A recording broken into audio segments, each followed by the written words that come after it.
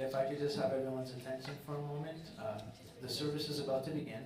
If I could get everyone with a cell phone or mobile device to turn it to the off or silent mode. Thank you very much.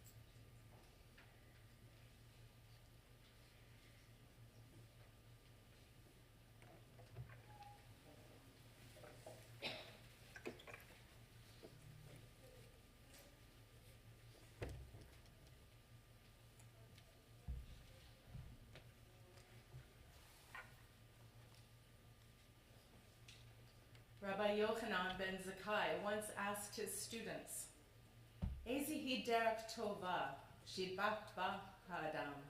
What is a good way for a man to live his life? One of his students answered, to have an ayin tova, a good eye. Another said, to be a chaver tov, a good friend. And a third, Rabbi Eliezer, replied, to have a lev tov, a good heart. Rabbi Yochanan then said, I like Rabbi Eliezer's answer. For those who have a lev tov, a good heart, also possess the other qualities. Stephen had an ayin tova, a good eye. He was able to look at life and at people and see the good. Stephen was a chaver tov, a good neighbor and a good friend. He was fun to be with, chatty, cheerful, and had a wonderful sense of humor, and everyone loved him. But above all, he had a lev tov, a good heart. He was warm, sincere, and a generous human being who put everyone else's welfare above his own. We are here to remember the remarkable and yet too short lifespan of Stephen. Too short by counting, and yet, as Rosalind said, he put 90 years of living into 63 years. How many people's lives he touched by his positive, generous, empathetic approach to every person and every situation. He was the devoted son of Riva, the loving husband, 37 years to Rosalind, the father that always had Michael and Leanne's back, the attentive brother to Bernard, Leah, Raymond, Rachel, Cheryl, and Susan. No day was too short for him to rush to help anyone in need. He embraced his ever-widening circle of extended family, his sons-in-law, Samuel and Rami, his stepfather, Clive, his mother and father-in-law, brothers and sisters-in-law, friends, colleagues, and customers, all felt his warm presence and embrace. As his family and community grew, so did his love and his energy. I heard that he was sometimes disorganized, forgetful, and his car and desk may have looked like a disaster. But when it came to people, he was always present, fully engaged, listening, and then willing to act, to figure out what needed to be done. A beautiful metaphor for his life was described by a fellow runner on Benjamin's website. Radio Steve coached and ran my very first marathon with me and my good friend Allison. When I was falling apart at the seams in the last 2 kilometers of the race, he and Allison wouldn't let me quit, and the 3 of us eventually crossed the finish line, hand in hand. Steve was like that in all aspects of his life. He was there beside you when you needed to accomplish something, to get across the finish line. He was your coach, your supporter, your role model, your cheerleader, your wise sage, and he always had your back. He was also a righteous man, the kind that is described by the psalmist. Adonai mi yagur ba'ohalecha mi yishkan b'har kodshecha, halech tamin ufuel tzedek v'dover emet bilvavo. Adonai, who may abide in your house, who may dwell in your holy mountain, those who are upright, those who do justly, who speak the truth within their hearts, who do not slander others or wrong them or bring shame upon them, those who honor others, who give their word and come what may do not retract, those who do not exploit others, those who live in this way shall never be shaken. But as a family and community, you certainly have felt what it's like to walk through the valley of the shadow of death that has touched you now. Adonai roi lo achsar bino desha yarbitzeni, O me menuchot yan haleni nafshi o shovev. Yan cheni b'maglei tzedek lema'an shemo. Gam kielech beged salmavet. Lo irara ki ata imadi. Shivtecha mishantecha hema yenachamuni. Tarok lefanai shalchan neged sarai. Dishanta v'shemen roshi kosi revayai. Achtov v'chesed yerdefuni. Kol yamei chayai. V'shavti v'beit Adonai. Le'orech yamim. The Lord is my shepherd, I shall not want. He maketh me to lie down in green pastures. He leadeth me beside the still waters. He restoreth my soul. He guideth me in straight paths for his name's sake. Yea, though I walk through the valley of the shadow of death, I will fear no evil, for thou art with me. Thy rod and thy staff, they comfort me. Thou preparest a table before me in the presence of mine enemies. Thou hast anointed my head with oil, my cup runneth over. Surely goodness and mercy shall follow me all the days of my life, and I shall dwell in the house of the Lord forever. These days between Rosh Hashanah and Yom Kippur have a special name. They are the Seret Yamei Tshuva. It's a period when our thoughts turn to questions concerning the meaning of life and death. It's a time when we look back on our lives, measure our accomplishments, and acknowledge our shortcomings. One of the important metaphors of this time period is about the Sefer HaChaim, the book of life. We say over and over again, Kotvenu b'Sefer HaChaim, inscribe us in the book of life, because none of us know what the future may bring. But we can also translate that phrase in a different way. The Sefer HaChaim can also mean in the book of the living. If we understand it in this sense, then we realize that everything that we do is written down in the human record, and it becomes part of somebody's book of life, woven into this story of human destiny. Each day, all of us make our entries into the biographies of our loved ones, our neighbors, and our friends. And it's at this season then that we ask ourselves, what kind of entries are we making into the Sefer HaChaim, the books of those among whom we are living? So this afternoon, as we close the book of life of Stephen, let us look back and remember his entries into the books of the living, the impact he's had on all those around him. So I'm going to call up, first of all, his brother Bernard to share some stories and memories.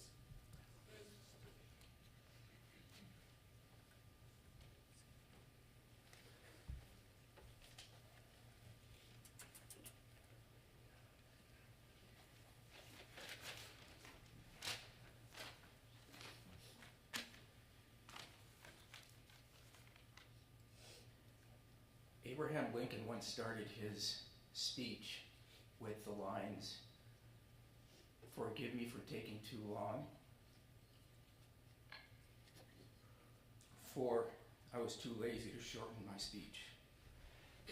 I'm going to ask you to forgive me for taking too long in advance. There's just too much to tell about Steve.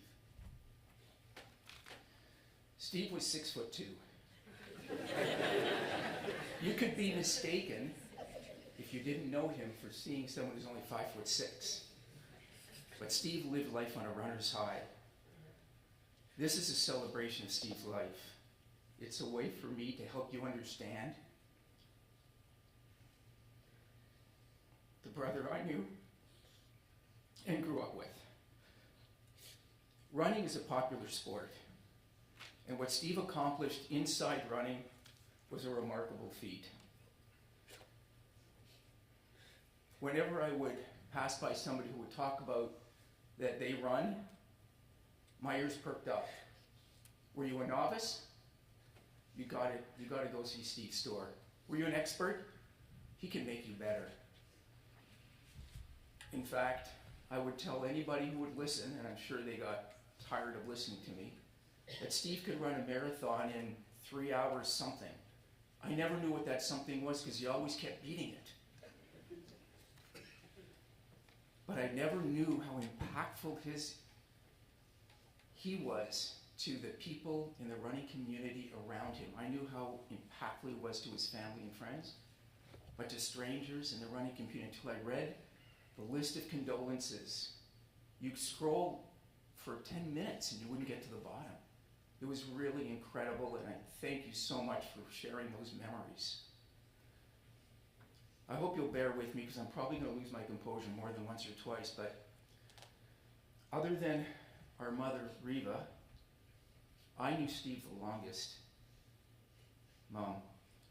My mother, Reva, and my stepfather, Clive, have lost a son. That's probably the hardest experience life will ever throw at you. She told me that when I was born, she was worried I was going to be an only child. 13 months later, Steve was born, and I've never been alone in my entire life. Steve was the second of 7 of us, but he never got that memo. He was sure he was the oldest. So, while Steve may have practiced fartlek in races, and if you don't know what that is, please ask a runner that's beside you because it's not what you think. He only had one speed in life, and that was full steam ahead. Steve always stepped in when anybody was in need, whether I was around or not. He took control. He was willing to solve anyone's problems for the family. He took it upon himself, as an older brother would. He took care of Mom's house whenever she needed. He would drop by. When my sister Lori needed work done on her van, Steve knew how to put on solar panels and keep the van running without any gas. When Ray ever needed a helping hand, Steve was there. Didn't matter that Ray moved to Ottawa, Steve was going to find him. Barbie and Israel, Roz and Steve would visit her, give them any support they wanted. She knew that even though we were 10,000 miles away, she always had his support. Cheryl, whenever Cheryl needed help on her house. Now, there were some challenges because there was plumbing, you had to learn plumbing. There was electrical, you had to learn electrical. There was roofing, you had to learn roofing. But he did it. He did it all. Susan, when she needed a hand, he opened up his heart. Roz and Steve opened up their home, and they were an incredible family together.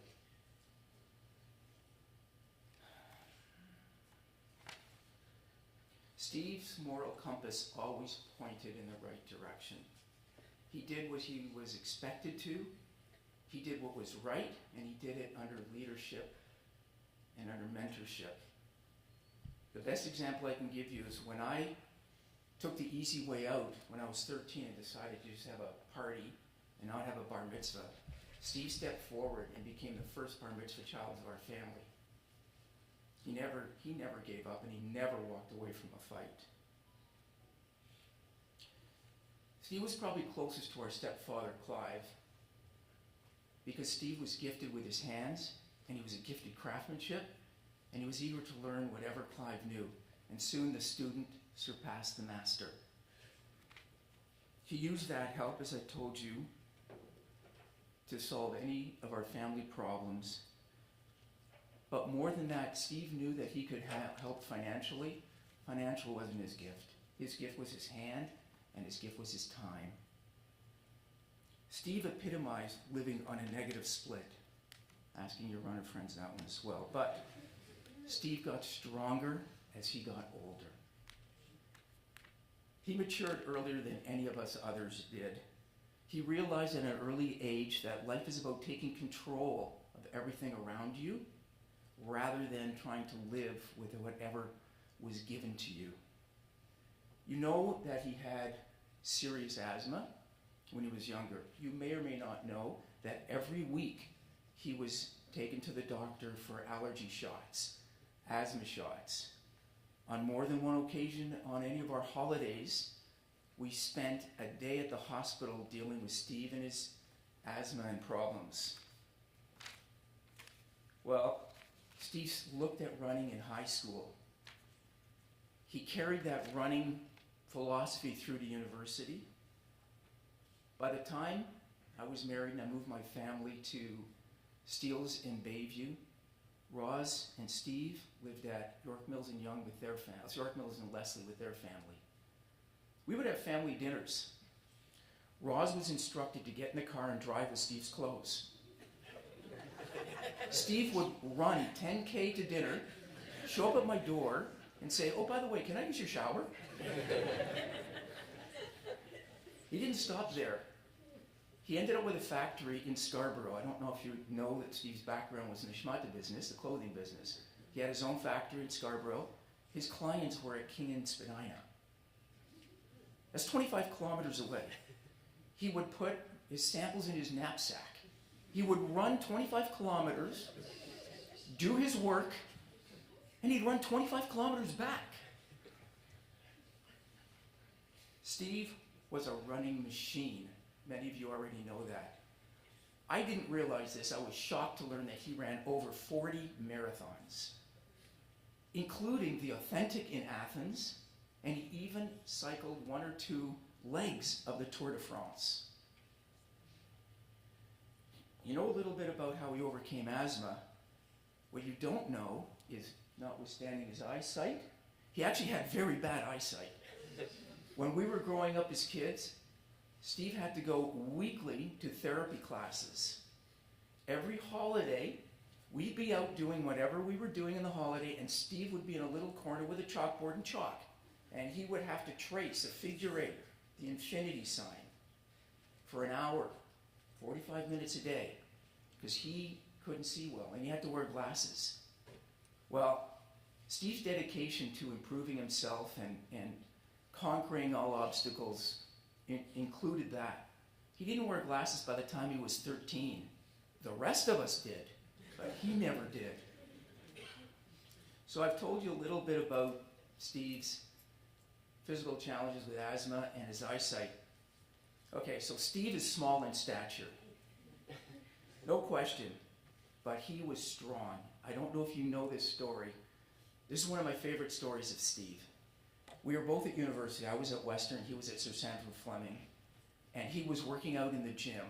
He happened to have access to the gym because he was coaching the ladies' volleyball team. And at that time, the football team was working out. Steve was waiting for the bench press. He stood back, crossed his arms, and he waited. There was a guy who did 225 pounds on the bench. The guy got up, looked at Steve sarcastically and said, "Would you like me to take some weights off?" Now, Steve is not a showman. You know that. But when somebody challenges him, he doesn't back down. So he looked at the guy and he said, "Nah, put some weight on." Steve's 135 pounds at this point. He lies down. The football team gathers around him, and they're in shock and awe as he benches 250 pounds. He was a powerful kid. Okay? I can't believe I'm talking about him in the past tense. It's really hard. I told you about his physical attributes, but I'm going to tell you a little bit about his character, because his character defined who he was. No matter how much he did, no matter what was in front of him, Steve never hit a runner's wall. He had good running form. You know that as a runner. He had great running form in life. He was extremely sensitive. He was a giving soul. If you were family, he was there for you. If you were friends, he was there for you. If you were a stranger, he was there for you. He always knew what to say to make you better, to make you stronger, to make you faster. When I first took my Sylvia, who's now my wife, to meet Steve and Roz, it was at Georges Henry Secondary School reunion. And Steve always knew the good thing to say. I introduced him to Sylvia, and he looks over at Sylvia, he looks over at me, he looks over at Sylvia and says, "My gosh, you're a breath of fresh air to this family." At that moment, he was endeared into her heart forever. He was a special, special person no matter who you were. Steve shared his running gift with anybody who would listen. But unlike other people who are as accomplished, he never boasted about it. He never pushed it on anybody. If you were there and you wanted it, that was his gift. If you didn't want it, he was silent and you never knew how good he was and how he could help you. This is why Steve's store has become a community. It has become a place to reinvigorate yourself, and it has become a place to find life. I'm going to tell you another quick story about Steve and his running.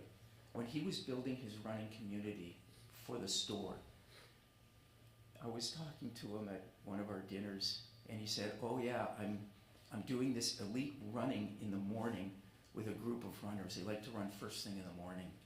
I said, "Oh, that's great." He said, "Yeah, I'm doing about 10K with them." I said, "Wow, that's great."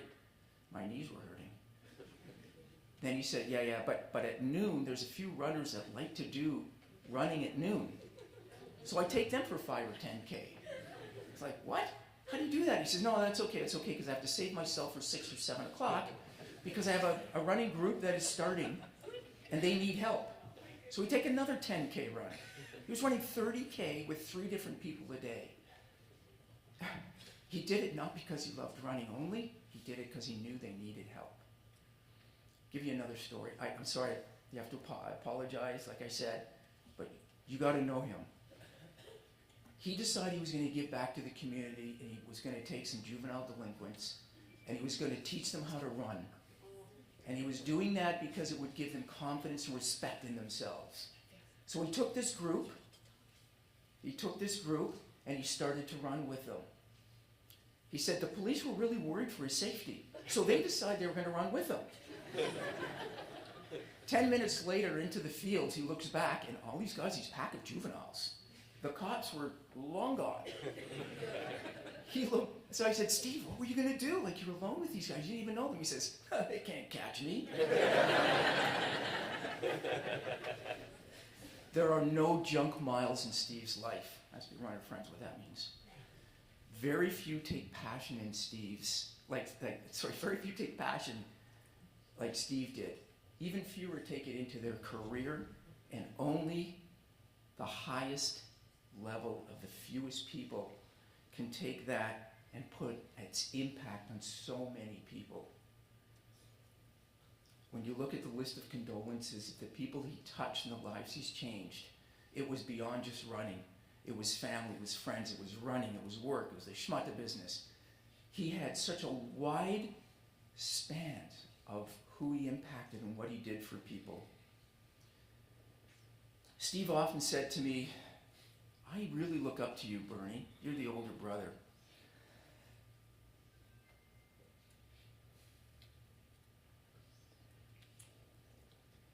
The truth is, little brother,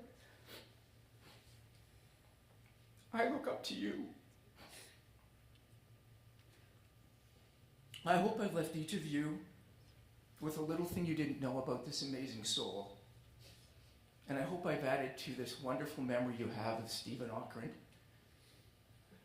our brother, the older brother to most of us, my younger brother. Thanks.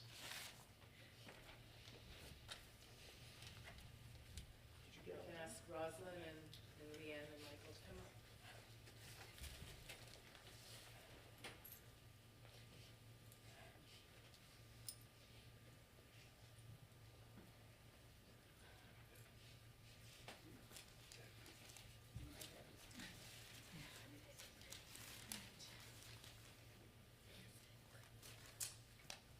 So Stephen, my husband of 37 years, my best friend, my everything. His life touched everyone here and then some. bringing joy and laughter and lots of running advice. Steve was a master storyteller. So to honor his memory, I want to share some of my stories of Stephen. We met on a blind date in September of 1985, almost 38 years to the day he died, and I was in love. His confidence, his curiosity, his ability to engage were overwhelming. He took me, a complete stranger, to a beautiful restaurant. Everyone was dressed up, and he was wearing cowboy boots and torn corduroy pants. I was so worried he would feel out of place, but he just walked in without blinking an eye. I asked him what he was doing for Yom Kippur, which was the following weekend, and he said, "I have a squash game." I guess he saw the confused look on my face, and he reassured me, yeah, he really was Jewish, just not religious.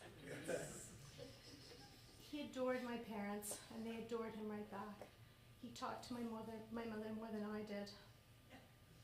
My father, a Holocaust survivor, had no living relatives, and when our children were born, Stephen insisted they take my father's last name, Schaefer, and not his. He said, there's plenty of Ockrants, and that this was the least he could do to honor my father. He taught me how to run, of course, when I was 40 years old. I'll never forget, we were on a hot beach in Florida, and running 100 feet, I just collapsed. He looked at me and said, you can do it. It's just one foot in front of the other. 10 years later, we ran the Sporting Life 10K together. He chose that run because it was all downhill, nice and easy. I signed us up and put us both in the last corral. When we got there, Stephen kept saying, I've never been this far back before. He was mortified. People were standing around drinking Starbucks coffee and chatting. We finally started the race, and Stephen says, you've got this. We started passing people, and I felt so confident with him by my side. I kept saying, go ahead, I'll meet you at the finish line. But he was adamant. We're a team. We're doing this together. When we crossed the finish line, he gave me a big hug and said, I'm proud of you. My time was probably double what his would have been, but he didn't care. That was Stephen. Stephen always told me, when I die, I don't want people sitting around feeling sad. I want everyone to do what the Irish do. Have a wake, party, sing, dance, raise a glass, and remember some good times together. After my parents died, and I would cry randomly, he would say, it's good you're crying, because you have happy memories of your parents. It shows that you had a great relationship with them. Be grateful for that. Stephen seemingly had boundless energy. He would plan 25 chores in a day and get frustrated when he only finished 10. He loved helping others. He was first in line to volunteer his time, never saying no to helping his family, his friends, my friends, even complete strangers. His generosity was infinite. It's a cliche, but life really does fly along. Days go to weeks, weeks go to years. You know, before you know it, you're being offered a seniors discount at Shoppers Drug Mart. You're wondering why. So to celebrate Stephen's life, whenever you can, strap on your runners, go for a walk, a hike, a bike ride, a run. Just put one front foot in front of the other.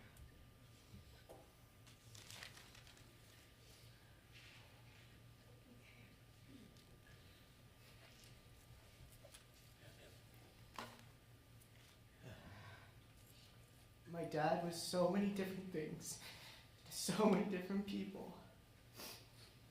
Growing up, some of my earliest memories were of us wrestling like crazy dogs.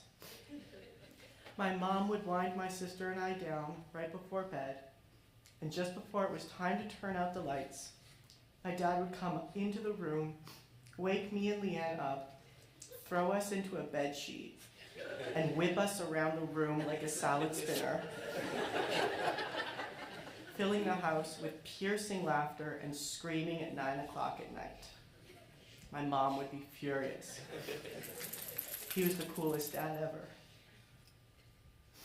He would take Leanne and I to all our soccer, lacrosse, track and field, swim, and cross-country practices. And one day, he just said to the coaches, "I'll be the coach."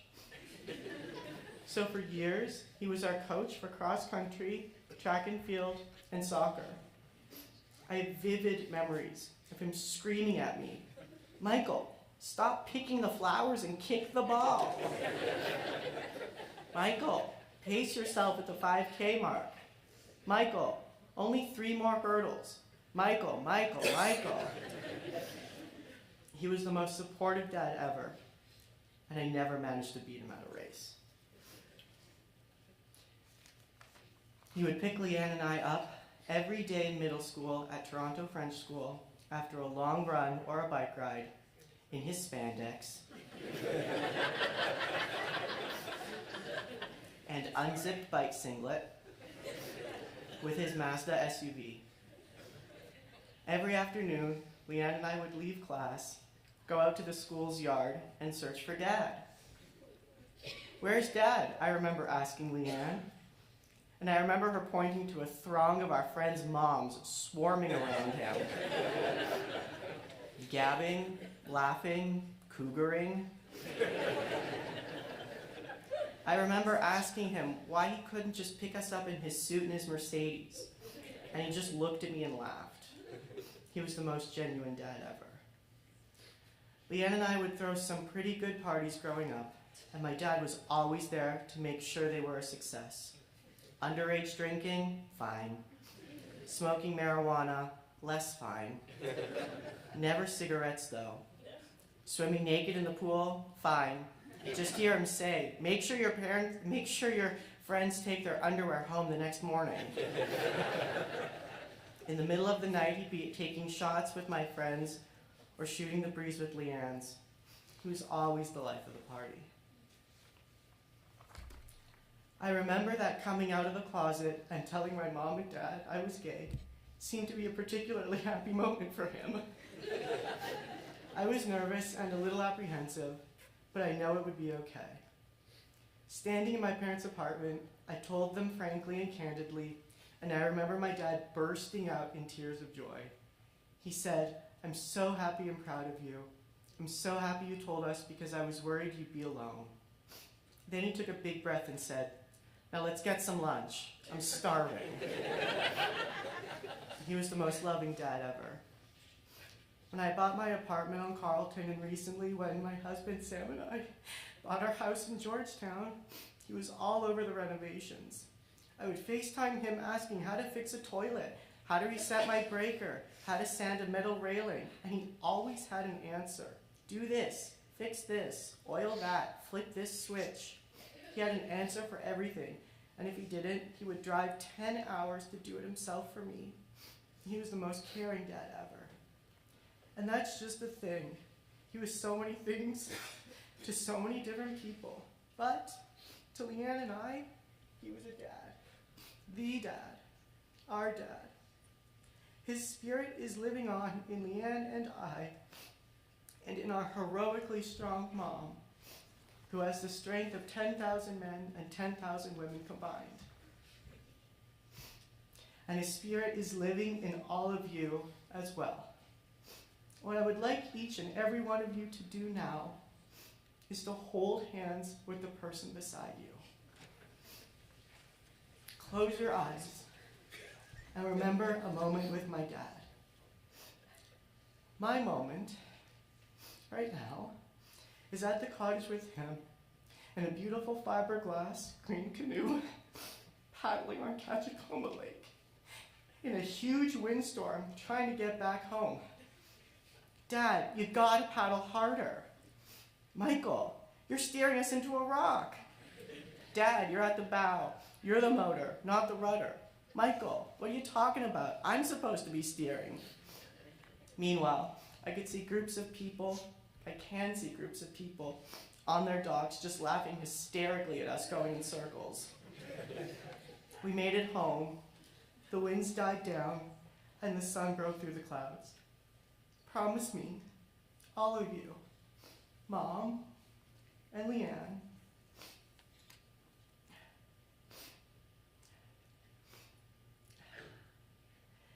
that he will be with you every day, as a dad, as a husband, as a brother, a nephew, an uncle, a cousin, a son, a friend, and a buddy. The best buddy ever.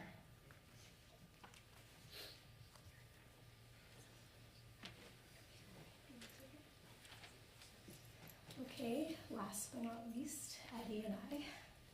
This is Eddie, everybody. He's my dad's dog. Remember this for the short people. Okay, so they don't really like prep you for this kind of thing, and I just didn't feel like writing something down would do my dad justice because there's so many things. And I look out at everyone and I'm like, holy crap, of course this place would be full with people I know, but also people I don't know, because classic dad was best friends with the barista down the street at the 5 different coffee shops that he'd go to. So I'm not shocked if they're here too, and that's great. Love that.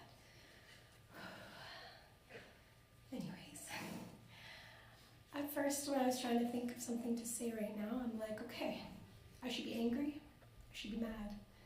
You know, I'm 32. I wanted my dad around for so many things, right? I wanted my dad around for getting to know Rami, my partner, talking about coffee with Rami, going on runs with Rami, going on runs with Rami and talking about coffee, all of it. It would have been great. You know, I should be mad is kind of what people are telling me sometimes, you know? I wanted him to see me in BC where I live, doing the things that I love. He only came out once or twice, which is okay. I wanted more. I just wanted so much more with my dad. But the great thing about all this is I'm just so grateful for the 32 years that I had with him. And I think back at like when I was younger and my brother and mom would want to go to these like plays or these ballets and things, and my dad and I would be like, we're gonna go. So what are we gonna do? We're gonna run up and down the escalator and eat ice cream because neither of us can focus. And when I was a little baby and like I was on an airplane, he would run up and down the aisles with me too, because as much as he's like, oh, my daughter needs this, so did he. Or like, yeah, the times in middle school and high school when I got into some shenanigans, and he'd always have my back. Like, no matter what, I don't think my dad really ever got mad at me. He always was so supportive and kind, and just, I think because we're so similar, he just got me. And so, moving to right now in this moment, I just feel so grateful that I had time at the store. I worked for my dad for I don't even know how many years, that running store of his that he loved. And I remember as a teenager and as a young adult being like, you know, sometimes kids are like, ew, I don't want to hang out with my dad, but I never had that feeling. I loved going to the store with him and Eddie, and we spent a lot of great time together. And I guess I'm just so grateful that he also, in doing that with me, being the most supportive dad ever, was able to also support so many other people. Because that's the kind of guy he was. And so even though right now it's really hard, people are like, he's with you everywhere, all over. Right now I might not feel that way. But I can't wait for me and for everyone to someday, maybe in a month, maybe in a year, kind of struggle through something and hear him say, don't worry, you've got this. And that's when I'm going to know that he's with me. So thanks everyone for coming. Honestly, to see the impact that he's had is like really heartwarming, and it's going to help, I think, all of us get through this day. So yeah, thank you.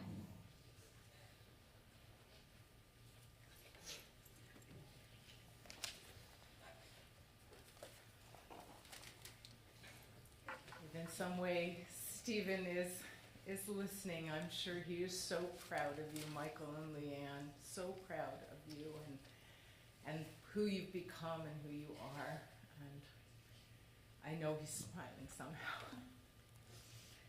So Stephen's book of life is finished, but what he wrote in the book of the living in your lives, these lessons will influence you, inspire you, and guide you throughout your life. We know he wasn't a religious Jew, but he knew who he was. He was proud of his culture and traditions. As he said, he wanted to honor his father-in-law so that Leanne and Michael would carry the name of Schaefer. Steve had wanted to share at least 95 years with you, Rosalind, but unfortunately it didn't happen. But Stephen did die in Rosalind's arms at the cottage in the Kawarthas that he loved. He didn't want to be buried.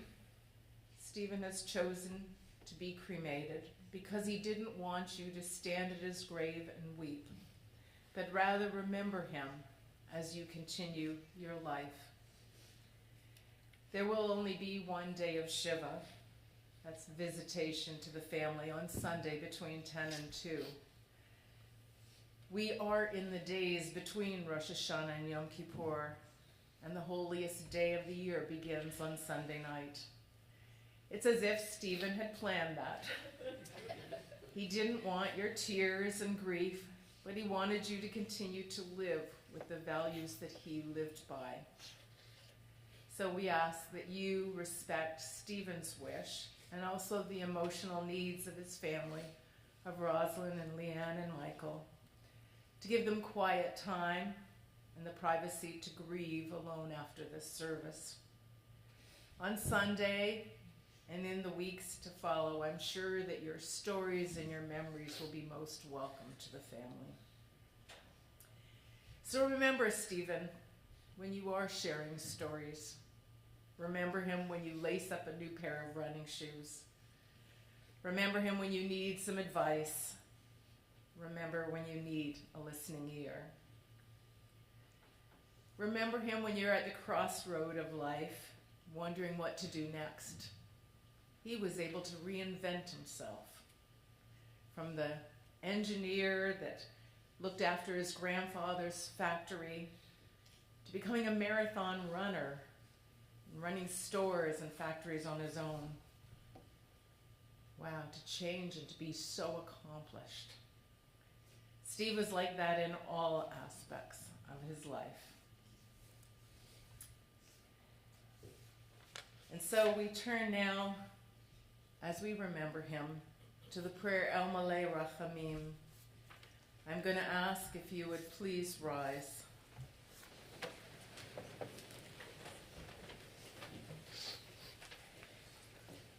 El Malei Rachamim, Shochein B'mromim, Hamatzei Menucha Nachanat Achat Kanfei Shechina, Im Kedoshim Atorim Kazor Rakia Masirim, Et Nishmat Shmuel Ben Riva, Shel Halach LeOlamo, Ba'al HaRachamim Yestireu B'Seder Kanafav LeOlamim, V'yitzror B'yitzror Chaim Et Nishmato, Adonai Hu Nachalato, V'yanuach B'Shalom, Al Mishkavo V'Nomar. Amen. Compassionate God, eternal Spirit of the universe, grant perfect rest in your sheltering presence to Steve, who has entered eternity. Let his soul be bound up in the bond of everlasting life. God is his inheritance. May he rest in peace. Let us say, Amen. I'm going to ask everybody to be seated for a moment, please.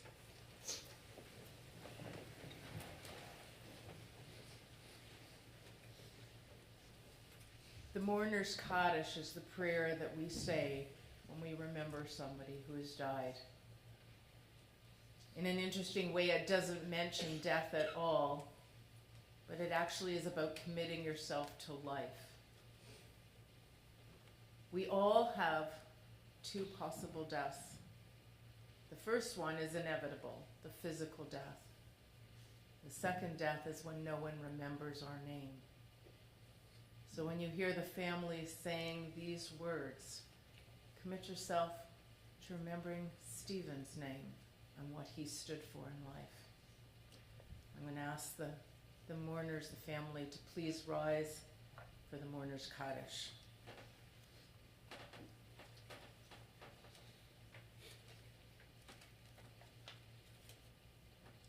Yit Gadal, V'yit Kadash, Shemei Rabbah, V'yalma Divra Chirutei, V'yamlit Machutei, B'chayechon, V'yamechon, V'chayed Chol Beit Yisrael, Ba'agala V'zman Kariv, V'imru Amen.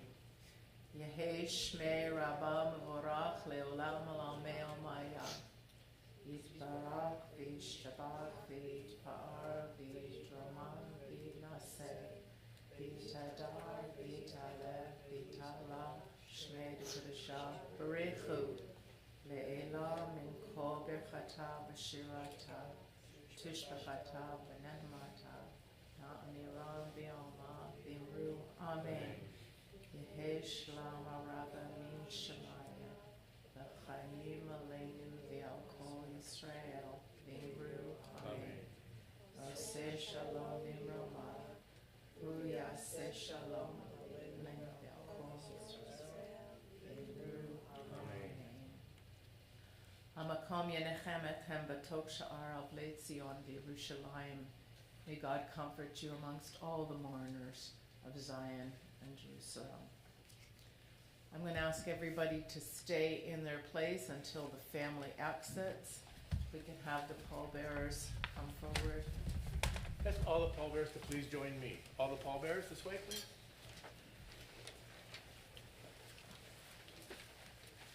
Right in here, right in here. All the pallbearers in here. We're gonna line up. Looks like 4 on each side. You're not here.